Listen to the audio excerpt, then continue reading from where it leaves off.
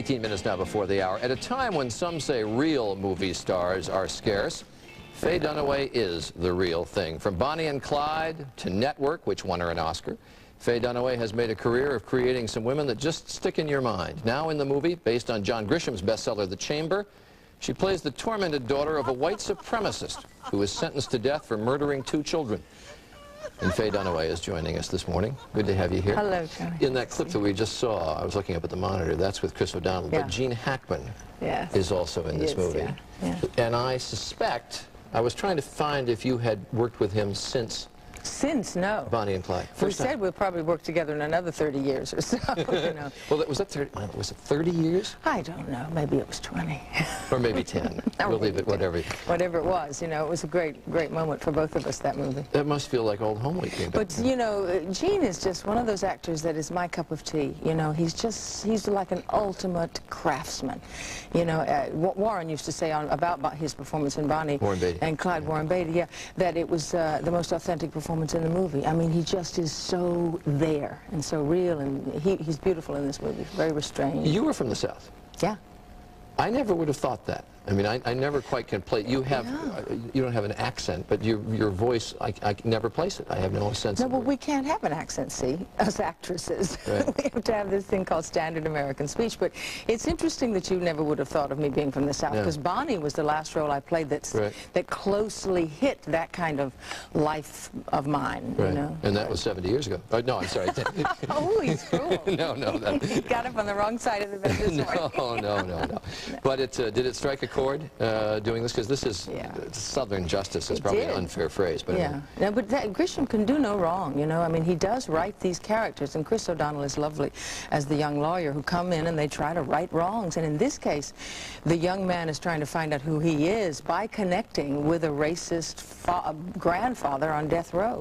And he affects a kind of real connection between me and Gene, the character Gene plays my father, and himself. And it's very beautiful. Can Gene Hackman make you dislike him? I can't imagine. Very interesting that you say that. Yeah, it's true. He's not the, quote, villain, which makes him great casting. Yeah, exactly. No, he plays this with such a humanity and a real, you know, he doesn't shy away from the racist, you know, hard cracker kind of guy. But he illuminates the soul of the man, too. I mean, you really do sense his own, you know, conflict without spelling it out, without being too... I mentioned at the beginning of the half hour that you wrote an autobiography. Yeah. And I was very struck at a number of the things you said in that book. You said, people always think of me as being cool, smart, very secure. I'm not at all. You're not? I'm smart, maybe. Sometimes. You're not secure? Well, no. Is anyone ever? No, not at all. Really? No.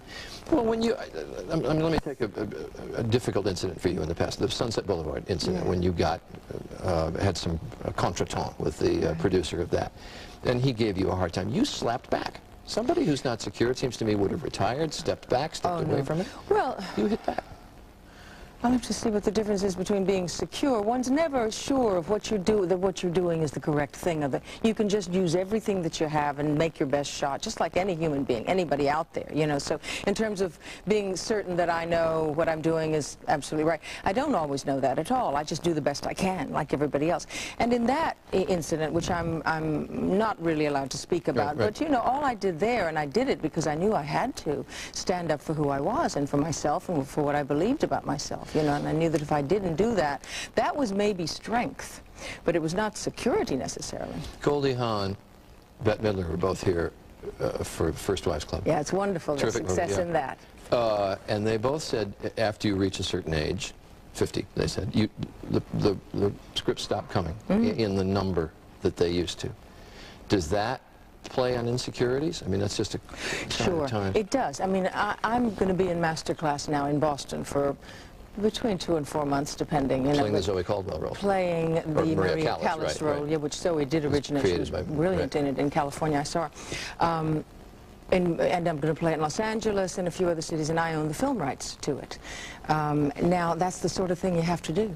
But, you know, any advice I have for young actors coming up and actresses is start development right now, because nobody can predict what you want to do. So that by the time you are my age, you have a going operation with, and you're developing material that you want, but so that you're not at the mercy of what scripts come in or don't come in. And yet Shirley MacLaine said to me, when you reach 50, it's terrific because now you're into the character parts, and that's the fun part. I know. Shirley tries to get all of us to go old right away, because she says you can't imagine how relaxed you're going to be and how great it's going to be. And you will, you know, in time, believe me, I will get there.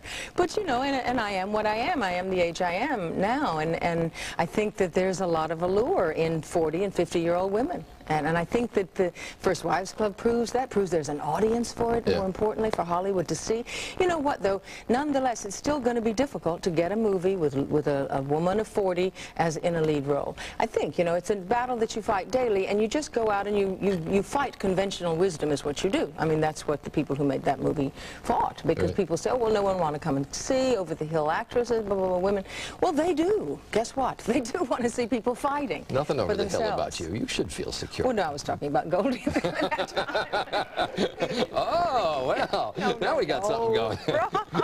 Faye Dunaway, and good to have you with us. I should mention the Chamber opens in theaters nationwide this Friday. That's October 11th. You can mark it on your calendar. Next stop, spending money on expensive beauty products. We'll tell you how when Good Morning America continues. Stay with us. Okay.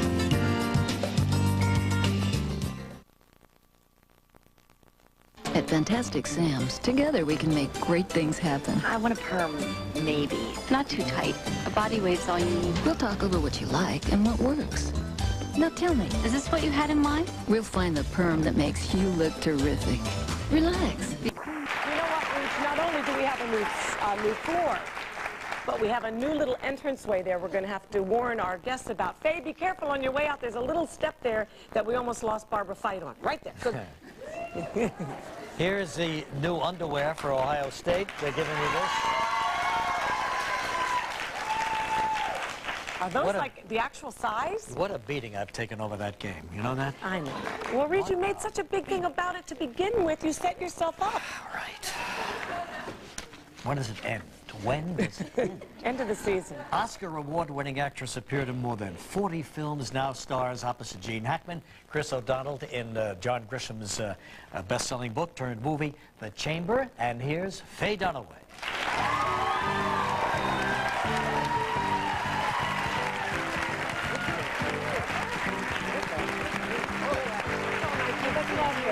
Faye Dunaway looking good. Looking smashing as always. Faye Dunaway. I match your chair. How you doing? Dunaway looking trim. Well, You work out? Yes. Yes. What do you do? Like a maniac. Well, I work out 6 days a week. You know, everyone does now, and it's a good thing. And I do treadmill, or that bike that has the things that go back and handlebars that go back and forth. And I do about an hour with weights 6 times a week. You're a trainer? Oh, yes. Oh, yeah. Otherwise, I stare into space. Oh, yeah. Don't you really not fall in love with your trainer, but he becomes an important part of your life. Very important. Heaven forbid they take a week's vacation. Yeah, Huh? God. Yeah, exactly. Throw you off. Like a So, shrink. boy, things are really humming for you, huh? But Well, they're I always, see, yeah. you got the star on Hollywood Boulevard Yeah, recently. finally. Yeah, what was that like? It was nice, you know, because now I'm a part of that community because I've lived out there since '87. And it's important, you know, and you take up your place in, you know, in history, as it were. And so it meant a lot. Now, where is the star located? What are the stores around you? Fredericks of Hollywood. You really? I'm only kidding. That was one option, I think, at one point. No, it's just out front of the new Entertainment Museum. Oh, good. It's going to be opening. So. Oh, that's great. That's Claudia's friend, Bob. Gotcha Botcha putting that thing together, isn't it? Yeah. No, Is it a no, different no, one? that's a different one. Oh, Yeah, it is. yeah. Okay. That one's in Beverly Hills you're talking. She's talking about the Museum of Broadcasting in Oh, Beverly no, Hills, that which is a neat. And gorgeous, it's very big beautiful, facility. beautiful building as well. You know. Yeah, see, we don't get out. We haven't been out there in a while to Hollywood, so we really don't know what's Hollywood going Boulevard, on. you Yeah, know. Hollywood, but we know Hollywood Boulevard, yeah. Grauman's Chinese. Yes, we've been, Yes. we know that, The but this history of new the museum is something new to us. Yeah, So no, it was that a is- thrill that for you that you didn't quite expect, or what were you expecting it to be that exciting for you? What, the star? Yeah. Well, it's not the same as the Oscar, but it's in line with. But no, I don't mean to. Don't laugh. Why do you think this it's the same as the Oscar. No, it's just being a part of the history of Sure. it. You know. Well, it's interesting that, speaking of history, you're working again with Gene Hackman, who was with you in Bonnie and Clyde, right? So, had you worked with him in between these No, two? we'd scarcely seen each other. Huh. You know, but when he walked through the door, in this one scene we do have together, which is a scene that I think is really good, it was like my whole life coming through the door. Yeah, it was great. I didn't have to do much work after that. And not with because it him was so anyway, right? emotional. Because he's my cup of tea. He's one of the greatest craftsmen. You know, he's always real and authentic, and he's beautiful in this, because it would be easy to overdo a racist killer on death row. And he doesn't. He's very clean and on the line. And you play his daughter. I do. Ah. You see? Well, now, how did Gene take that? He had to age, I had to get younger. You know, and it works out. Oh, it does. When we come back, we'll show you a clip. We'll be right back with Faye Dunaway.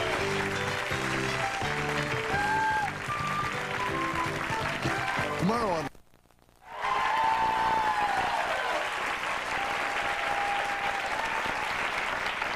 One more John Grisham book turned into a movie. What would the movies do without John Grisham? He can do no wrong, you know, Yeah. because we really want to see somebody in a profession like law or, you know, doctors or whatever, but who will come in and try to correct a wrong, who will come in. This young man who is trying to find out who he is and is very disturbed about his past. That's Chris O'Donnell? That's Chris O'Donnell, who is, you know, just starting out, wondering who the heck he is. His father killed himself. Anyway, I'm his aunt. He comes to get some answers from me, and he comes to defend this man who's pretty much destroyed me, or, you know, as his daughter, witnessing his murders. You know, it's a very, very painful... Oh, you saw him know, commit the murders. I saw him commit one of them and have lived with a dark secret, which is So you've changed comes your out identity. in the movie. But what happens is that Chris actually affects some kind of reconciliation in this wildly dysfunctional family. You know, I in fact go and see my father before he is killed. So it's a very, you know, it's valuable what he writes. And the book, I hadn't read him before, and I took a lot of what's in the performance from the book. He's a lovely writer. So you did read the book first? I read the book after Oh, I got really? the role. Yeah, while I looked at it when I was talking to him. All right, well, we have a clip here in which Oh, you're good. discovering the reason for your nephew, who is played by Chris O'Donnell's visit. Okay, let's take a look at a scene from The Chamber.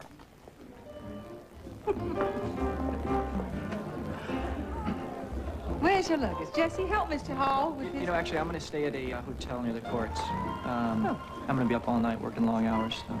I'm guessing it's to use your lawyerly charms to separate our local fat cats from their ill-gotten fortunes. You should start with my cranky old husband. He deserves a good comeuppance. Lee? I'm here to defend your father. Look, I understand that... You understand nothing. Don't you utter one word to anyone. Lee, Not one word. You hear? Look at all that acting in the eyes.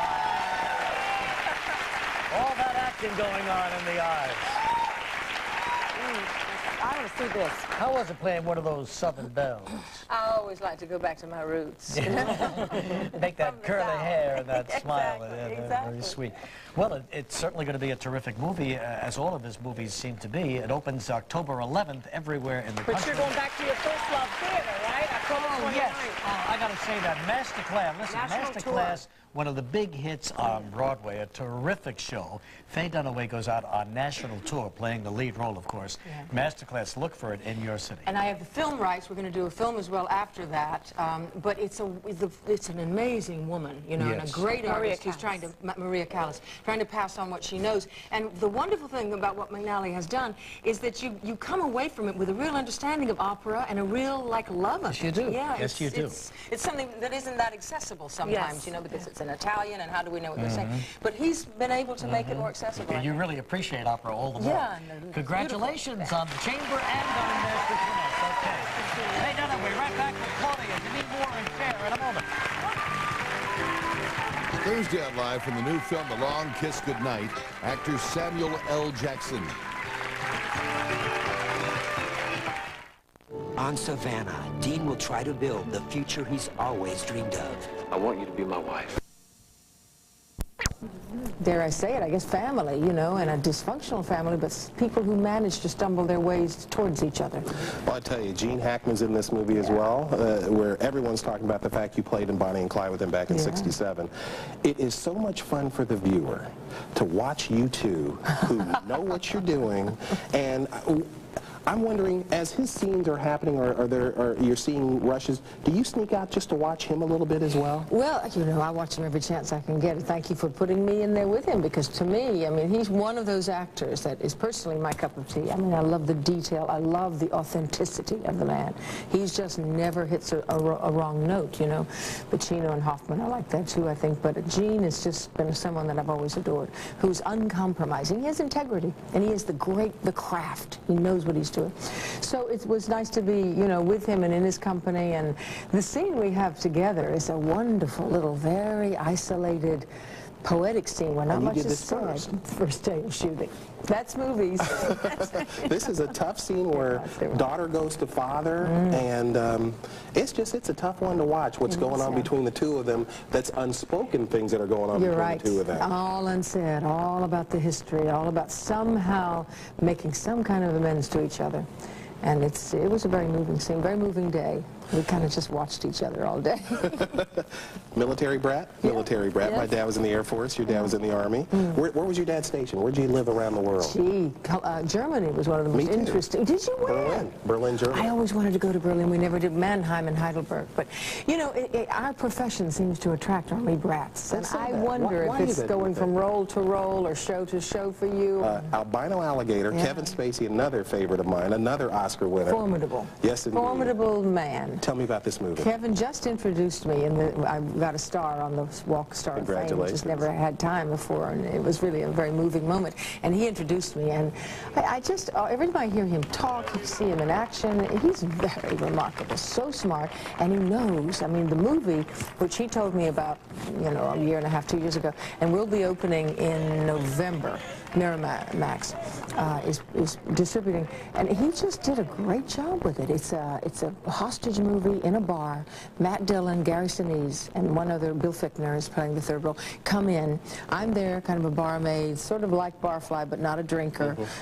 Cajun with a little accent, and with a young man in the bar that nobody knows who he is until the end. And it just is a very tight, tense evening in which Kevin really looks at what's a hero. What do we mean by a hero? He's got a picture of Bogart behind me most of the time. You know, and it's not an accident that I have had a history in movies as well. But he's really saying, what did the movies tell us that the hero was, and what is it exactly? How do people find heroic moments in their lives? We all look for them. So, Faye, always a pleasure to see you. Me too. Faye Dunaway. Jane? Thanks, Mark.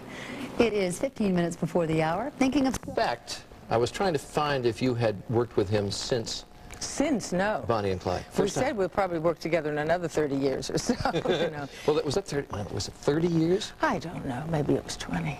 Or maybe 10. We'll leave it, whatever. Whatever it was, you know, it was a great moment for both of us, that movie. That must feel like old home week. But, you know, Gene is just one of those actors that is my cup of tea. You know, he's like an ultimate craftsman. You know, Warren used to say about his performance in Bonnie and Clyde, Warren Beatty, yeah, that it was the most authentic performance in the movie. I mean, he just is so there and so real, and he's beautiful in this movie, very restrained. You were from the South. Yeah. I never would have thought that. I mean, I never quite can play. You have, you don't have an accent, but your voice, I can never place it. I have no sense of it. No, well, we can't have an accent, see, as actresses. Right. We have to have this thing called standard American speech. But it's interesting that you never would have thought of me being from the South, because Bonnie was the last role I played that closely hit that kind of life of mine. Right. You know? And that was 70 years ago. Oh, no, I'm sorry. Oh, he's cruel. No. He got up on the wrong side of the bed this morning. No.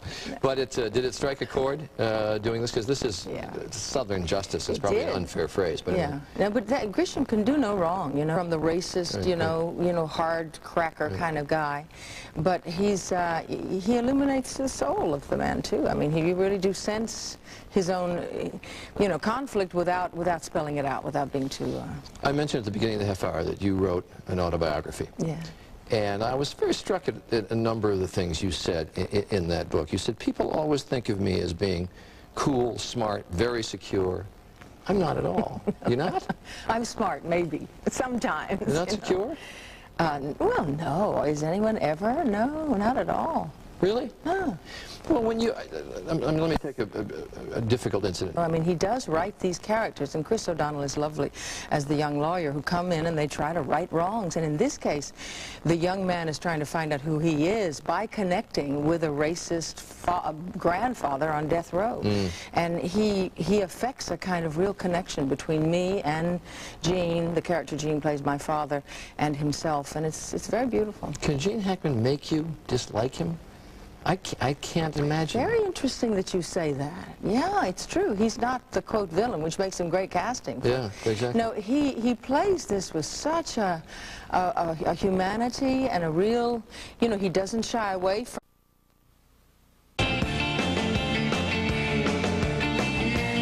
18 minutes now before the hour. At a time when some say real movie stars are scarce, Faye Dunaway is the real thing. From Bonnie and Clyde to Network, which won her an Oscar, Faye Dunaway has made a career of creating some women that just stick in your mind. Now in the movie, based on John Grisham's bestseller, The Chamber, she plays the tormented daughter of a white supremacist who was sentenced to death for murdering 2 children. And Faye Dunaway is joining us this morning. Good to have you here. Hello, Charlie. In that clip that we just saw, I was looking up at the monitor, that's with Chris O'Donnell, Yeah. but Gene Hackman Yes. is also in this movie. Yeah. And I suspect